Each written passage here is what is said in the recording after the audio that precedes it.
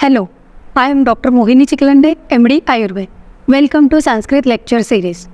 आजच्या लेक्चरमध्ये आपण काय तुमचा पेपर 2 संस्कृत विषयाचा पेपर 2 जो आहे त्यामधला परिभाषा पदानी हा जो पॉईंट आहे त्याबद्दल आज आपण अभ्यासणार आहोत. तर सुरू करूया आजचं लेक्चर. परिभाषा पदानी हा जो संस्कृत पेपर 2 मधला सिलेबसचा एक पॉईंट आहे. त्यावर MCQ विचारले जाणार नाही आहेत, कारण तुमच्या सिलेबसमध्ये जो क्वेश्चन पेपरचा ब्लूप्रिंट दिलेला आहे त्याच्यामध्ये त्यांनी NCISMने तसं मेन्शन केलेलं आहे की परिभाषा पदानी या पॉईंटवर MCQ येणार नाही आहेत. यावर SAQ आणि LAQ विचारले जाण्याची शक्यता आहे. त्यामुळे हा टॉपिक महत्त्वाचा आहे, कारण यावर जवळजवळ 2 SAQ आणि 1 LAQ असा एकूण 20 मार्काचा वेटेज या पॉईंटसाठी दिलेला आहे. त्यामुळे हा पॉईंट किंवा हा जो टॉपिक आहे परिभाषा पदानी हे अत्यंत महत्त्वाचं आहे. त्यामुळे परिभाषा पदानी म्हणजे काय, कारण परिभाषा पदानीच्याच आधी आपण निरुक्ती तथा पर्याय पदानी हा पॉईंट बघितला होता.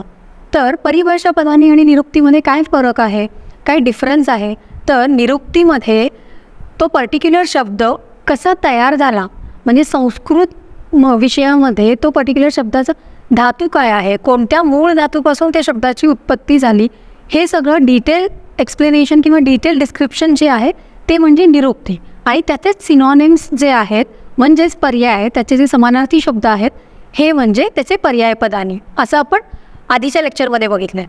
पुढचा पॉईंट त्यांनी परिभाषा पदानी दिलं आहे. तर परिभाषा पदानीमध्ये काय काय लिहिणं अपेक्षित आहे, तर परिभाषा पदानीमध्ये आपल्याला फक्त पर्टिक्युलर जे वर्ड्स दिलेले आहेत, पर्टिक्युलर जे टर्म्स दिलेले आहेत त्याचे आपल्याला डेफिनेशन्स लिहिणं गरजेचं आहे. म्हणजे परिभाषा म्हणजे काय, डेफिनेशन्स, व्याख्या, त्या पर्टिक्युलर टर्म म्हणजे काय हे आपण जे काही एक्सप्लेन करणार आहोत ते म्हणजे परिभाषा पदानी. तर परिभाषा पदानीमध्ये त्यांनी NCISMने काही टर्म्स दिलेले आहेत. ते टर्म्स मग त्याचा अर्थ काय, त्याचे डेफिनेशन्स कुठे कुठे आले, त्याचे रेफरन्सेस काय, हे सगळं जेव्हा आपण एक्सप्लेन करतो ते म्हणजे परिभाषा पदानी. आणि याच्यावर SAQ आणि LAQ येण्याची शक्यता आहे. त्यामुळे हा टॉपिक महत्त्वाचा आहे. आपण स्टेप बाय स्टेप हे बघणार आहोत. सुरुवातीपासून जे सिलेबसमध्ये त्यांनी ज्या सिक्वेन्सने पर्टिक्युलर टर्म्स किंवा वर्ड्स दिलेले आहेत त्याच सिक्वेन्सने आपण परिभाषा पदानी हा टॉपिकचा अभ्यास करणार आहोत. तर सुरू करूया आजचं लेक्चर. परिभाषा पदानी यावर काय काय येणार आहे, SAQ आणि LAQ विचारले जाण्याची शक्यता आहे. तर त्यातलं पहिला पॉईंट आहे आयुर्वेद. सिंपल आहे. आयुर्वेदामध्ये 2 शब्द आहेत, आयु प्लस वेद. आयुष्याविषयी सांगणारा असा जो वेद आहे, असा जो शास्त्र आहे त्याला आपण आयुर्वेद म्हणतो. हे झालं सिंपल, अतिशय बेसिक किंवा ढोबळपणाने लिहिण्याची एक व्याख्या. आयुर्वेद म्हणजे काय आहे, आयु प्लस वेद. आयुष्याविषयी सांगणारं जे वेद आहे, जे शास्त्र आहे त्याला आपण आयुर्वेद म्हणणार आहोत. तर आता त्याचे डेफिनेशन्स काय काय आहेत, वेगवेगळे रेफरन्सेसने काय काय डेफिनेशन्स आलेले आहेत संहितांमध्ये ते आत्ता आपण बघूया. सगळ्यात आधी आहेत आयुष्यस्य वेदाः आयुर्वेदाः, म्हणजे आयुष्याचं वेद, आयुष्याचं शास्त्र सांगणारं असं जे काही, जीवनाचा अर्थ सांगणारं असं जे काही शास्त्र आहे त्याला आपण आयुर्वेद म्हणणार आहोत. त्यामुळे आयुष्यस्य वेदाः आयुर्वेदाः. पुढे आहे आयुर्वेद इति आयुर्वेदाः. हे चरक सूत्रस्थान अध्याय 30 मध्ये हा श्लोक आलेला आहे. आयुर्वेद इति आयुर्वेदाः म्हणजे जीवनाचे ज्ञान करून देणारे जे शास्त्र आहे त्याला आपण आयुर्वेद म्हणणार आहोत. पुढे शुश्रुत संहितेमध्ये एक रेफरन्स आलेला आहे, शुश्रुत सूत्रस्थान अध्याय 1 मध्ये आयुर्शास्त्रेण विद्यते इति आयुर्वेदाः किंवा आयुर्वेदन्ति इति आयुर्वेदाः. म्हणजे ज्या शास्त्राचा विषय आयुष्य हे आहे ते शास्त्र म्हणजे आयुर्वेद शास्त्र. म्हणजे ज्या शास्त्रामध्ये, ज्या वेदामध्ये, ज्या लिटरेचरमध्ये आयुष्याबद्दल सांगितलेलं आहे, लाईफबद्दल सांगितलेलं आहे, जीवनाबद्दल सांगितलेलं आहे, त्या शास्त्राला, त्या वेदाला, त्या लिटरेचरला आपण आयुर्वेद शास्त्र म्हणणार आहोत. पुढे डल्हण जे टीकाकार आहेत, शुश्रुत संहितेवर ज्यांनी टीका लिहिली ते डल्हणाचार्य, त्यांनी काय सांगितलं आहे, आयुर्विद्यते ज्ञायते इति आयुर्वेदाः.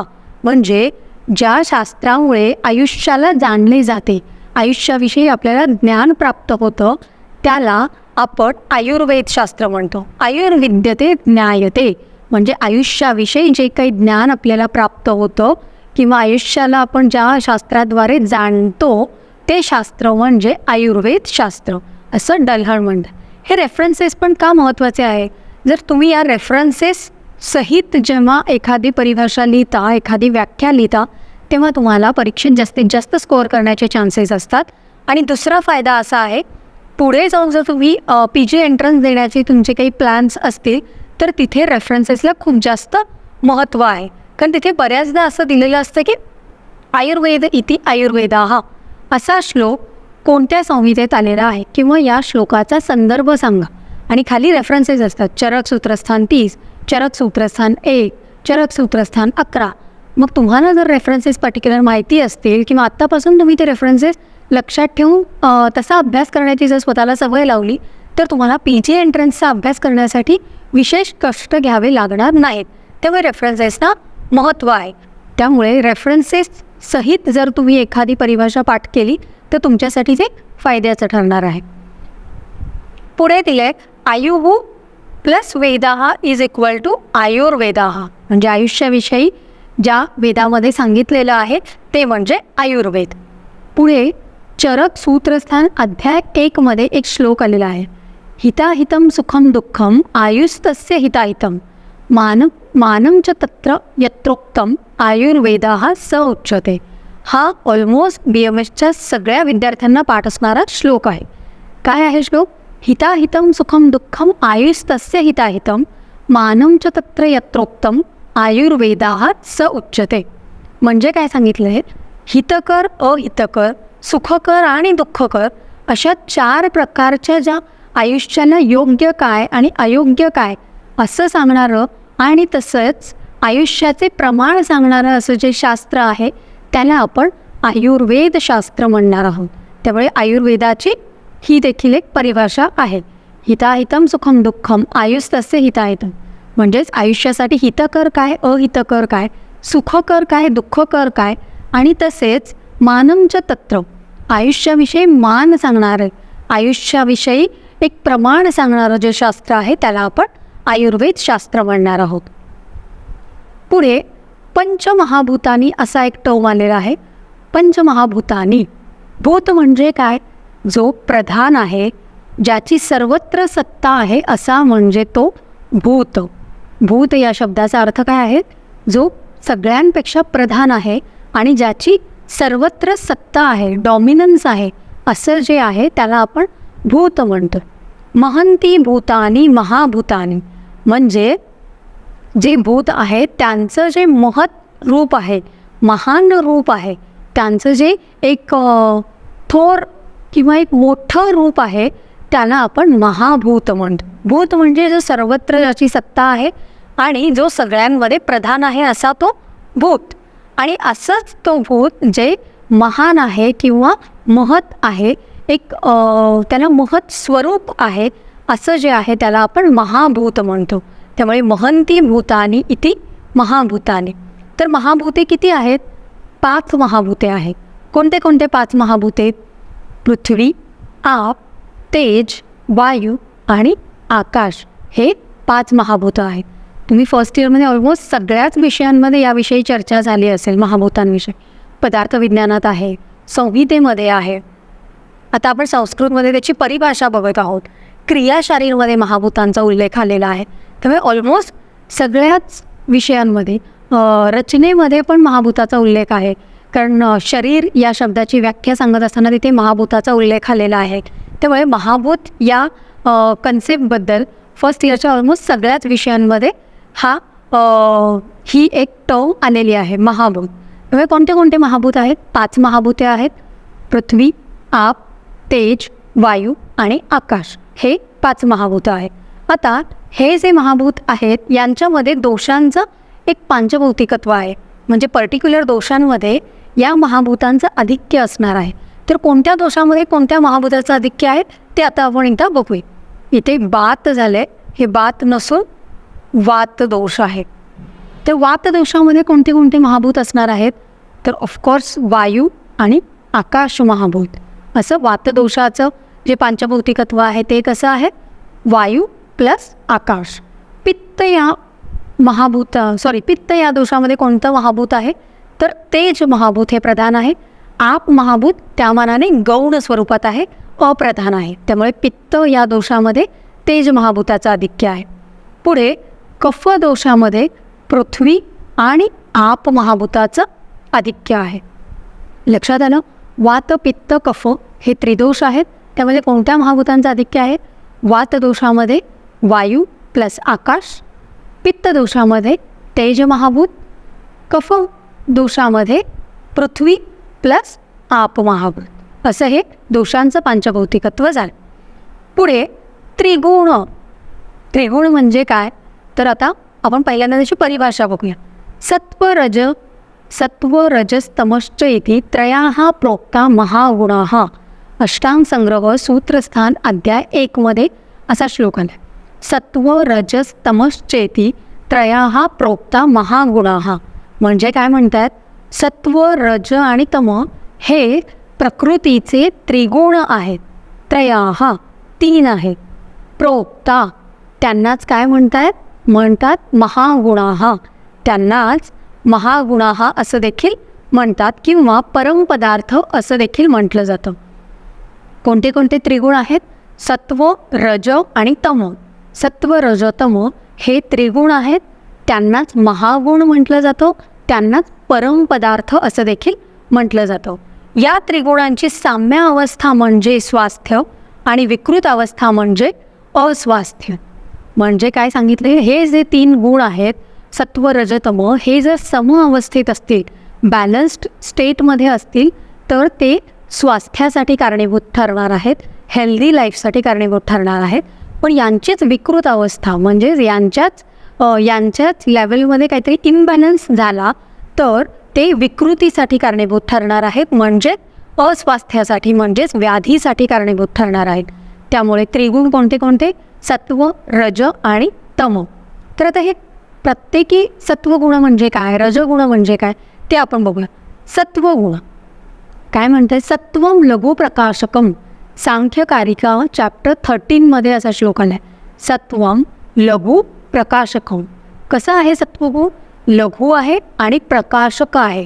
एक प्रकाश देणारा आहे किंवा एक काय म्हणतात बुद्धीला एक प्रकाशक किंवा बुद्धीला एक विवेक स्वरूप देणारा असा जो गुण आहे तो म्हणजे सत्वगुण. तर खाली मी एक्सप्लेनेशन पण दिलेलं आहे मराठीत. सत्वगुण हा निर्मल म्हणजेच सर्वच चांगल्या गुणांनी युक्त असा आहे. ज्ञानी, दयाशील, क्षमाशील, अहिंसक, संतुष्ट, करुणामयी असा जो गुण आहे तो म्हणजे सत्वगुण. म्हणून सत्वगुण ज्यांच्यामध्ये प्रधान आहे अशा लोकांना, अशा मनुष्यांना आपण सात्विक म्हणतो. भगवद्गीतेमध्ये सात्विक आहाराचं वर्णन आलेलं आहे. जेव्हा जर तुम्ही भगवद्गीता वाचली असेल तर त्याच्यामध्ये सात्विक आहार कोणता, राजसिक आहार कोणता, तामसिक आहार कोणता, कोणत्या आहाराने या गुणांची वृद्धी होते याबद्दल त्यांनी तिथे भगवद्गीतेमध्ये वर्णन केलेलं आहे. तर सात्विक आहार म्हणजे कोणतं, तर ताजे, मधुर, स्निग्धयुक्त, स्वच्छ, आयुष्य, बल आणि बुद्धी यांचं वर्धन करणारा असा जो आहार आहे तो सत्वगुणी आहार असणार आहे. आणि सत्वगुणाची वृद्धी झाल्यास मनुष्य कसा होतो, ज्ञानी, संतुष्ट, आणि जर सत्वगुणाचा क्षय झाल्यास माणूस अज्ञानी होतो. त्यामुळे सत्वगुण अतिशय महत्त्वाचा आहे. तो कसा आहे, लघु आणि प्रकाशक असा आहे. पुढे रजगुण कसा आहे, उपष्टंभकम चलम च रजाः. सांख्यकारिका चॅप्टर 13 मध्येच असा श्लोक आहे. उपष्टंभकम चलम च रजाः म्हणजे काय म्हणतात, उपष्टंभकम म्हणजे अभिलाषायुक्त, एक अपेक्षा किंवा एक्सपेक्टेशन्स ठेवणारा असा जो गुण आहे तो म्हणजे रजगुण आहे. आणि तो कसा आहे, चल आहे, अस्थिर आहे. तो नेहमी चलगुणात्मक असल्याकारणाने एकाच स्थानी किंवा एका गोष्टीवर त्याची दृष्टी किंवा त्याचं लक्ष केंद्रित राहू शकणार नाही आहे. तर रजोगुण हा अभिलाषायुक्त आहे म्हणजेच एक्सपेक्टेशन्स ठेवणारा आहे, चंचल, विषयाकडे प्रवृत्त करणारा आहे, गतिशील आहे, दुःखी करणारा आहे. द्वेष, गर्व, निंदा, लोभ इत्यादी अवगुणांचा असा हा रजगुण आहे. या आहार कसा सांगितलेला आहे तर चमचमीत म्हणजे स्पायसी, तिखट, तळलेले पदार्थ, आंबट, रुचकर, चटकदार, जे काही स्पायसी किंवा एक ऑइली जास्त असणारा असा, तिखट म्हणजे कटू रसयुक्त असा जो आहार आहे तो सगळा रजगुणात्मक आहार आहे.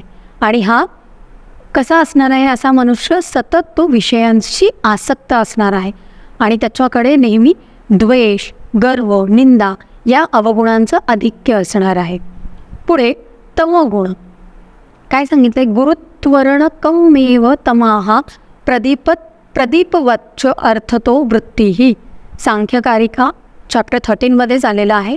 म्हणजे कसा सांगितलेला आहे, गुरुत्व असणारा सांगितलेला आहे, गुरुगुणात्मक सांगितले, जो जड आहे, ज्याची बुद्धी जड करणारी असा आहे तो म्हणजे तमोगुण सांगितलेला आहे. तमोगुणाच्या मनुष्याला काय म्हणतात, तामसी म्हणतात. तो मोहाकडे वळलेला असतो आणि अज्ञानी आणि मूर्ख असतो असं सांगितलेलं आहे.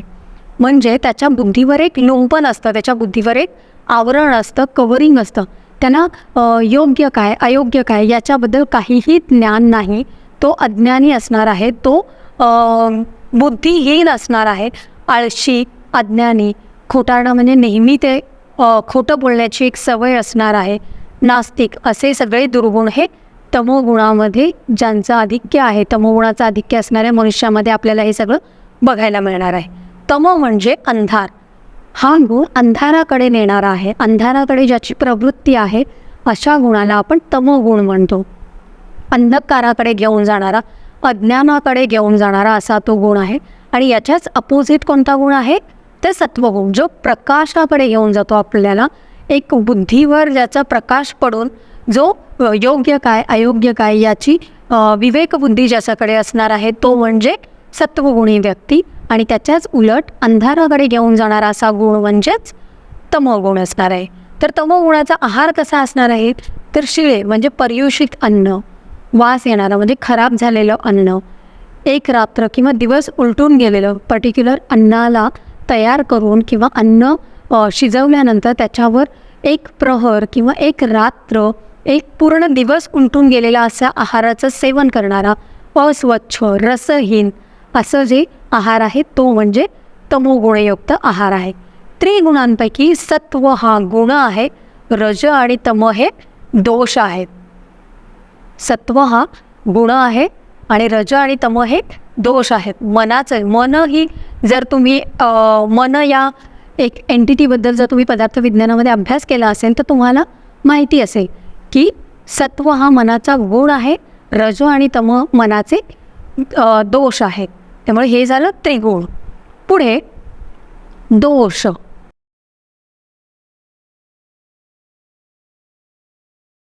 आता आपण पूर्ण क्वेश्चन पेपर डिस्कस केला.